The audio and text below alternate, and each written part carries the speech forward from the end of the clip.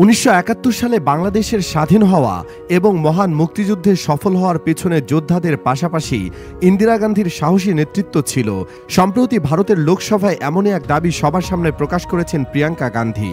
নরেন্দ্র মোদীর পরেই এবার আরেক ভারতীয় রাজনৈতিক বাংলাদেশকে ঘিরে করা এমন আকস্মিক মন্তব্য ক্ষোভ এবং বিতর্কের সৃষ্টি করেছে। ধারণা করা হচ্ছে প্রতিবেশী দেশের রাজনীতিবিদদের এমন দাবি দুই রাষ্ট্রের মধ্যে অস্থিরতা আরও বাড়িয়ে দিতে চলেছে। সম্প্রতি ১৯৭১ সালের এই দিনে পাকিস্তানি বাহিনী ঢাকায় আত্মসমর্পণের ঘটনা স্মরণ করে মুক্তিযুদ্ধকে ভারতের বিজয় দাবি করেছেন কংগ্রেস নেত্রী প্রিয়াঙ্কা গান্ধী। তিনি বলেছেন, দিনটি ভারতের ইতিহাসে অত্যন্ত গুরুত্বপূর্ণ, কারণ এই দিনে ভারতের আলোচিত যুদ্ধের জয় এসেছিল।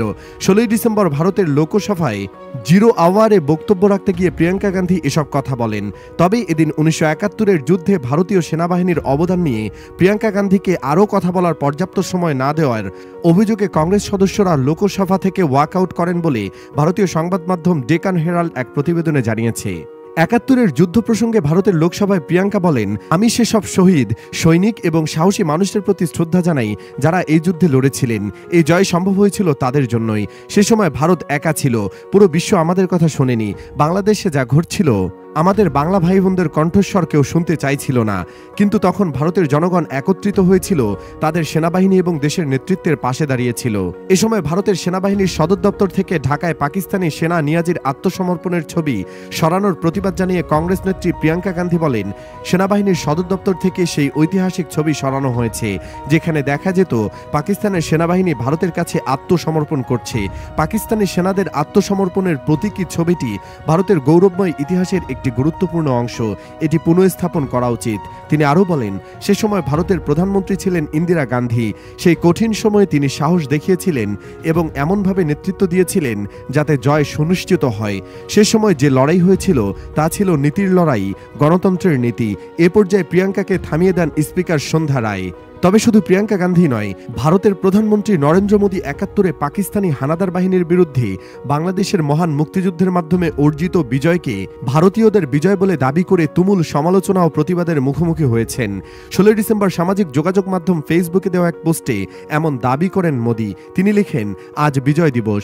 ১৯৭১ সালে ভারতের ঐতিহাসিক বিজয়ে অবদান রাখা সাহসী সেনাদের সাহস ও আত্মত্যাগকে আমরা সম্মান জানাই। তাদের নিঃস্বার্থ আত্মত্যাগ ও অটল সংকল্প আমাদের জাতিকে রক্ষা করেছে এবং আমাদের গৌরব এনে দিয়েছে। এই দিনে তাদের অসাধারণ বীরত্ব ও অদম্য চেতনার প্রতি শ্রদ্ধাঞ্জলি। তাদের আত্মত্যাগ চিরকাল প্রজন্মের পর প্রজন্মকে অনুপ্রাণিত করবে এবং আমাদের জাতির ইতিহাসে গভীরভাবে গেঁথে থাকবে। পোস্টে তিনি মুক্তিযুদ্ধকে ভারতের যুদ্ধ হিসেবে তুলে ধরেছেন। সেই সঙ্গে পুরো পোস্টে বাংলাদেশের নাম একেবারের জন্য উল্লেখ করেনি। একতরফাভাবেই পুরো যুদ্ধটিকে ভারতের যুদ্ধ এবং জয় বলে দাবি করে আলোচনার টেবিলে ঝড় তুলে দিয়েছেন এই সমালোচিত প্রধানমন্ত্রী। তাদের এসব বিতর্কিত মন্তব্যে বাংলাদেশের মারাত্মক প্রতিক্রিয়া ও সমালোচনার সৃষ্টি হয়েছে। ভারতের প্রধানমন্ত্রী নরেন্দ্র মোদীর দেওয়া পোস্টের তীব্র প্রতিবাদ জানিয়েছে অন্তর্বর্তী সরকারের আইন, বিচার ও সংসদ বিষয়ক উপদেষ্টা অধ্যাপক আসিফ নজরুল। তিনি বলেছেন, ভারত ছিল এই বিজয়ের মিত্র, এর বেশি কিছু নয়। বাংলাদেশকে নিয়ে ভারতের প্রধানমন্ত্রী নরেন্দ্র মোদীর দেওয়া বক্তব্য এদেশের মহান মুক্তিযুদ্ধ ও বীর যোদ্ধাদের অবমাননার শামিল বলে মন্তব্য করেছেন বিএনপির সিনিয়র যুগ্ম মহাসচিব রুহুল কবির রিজভী।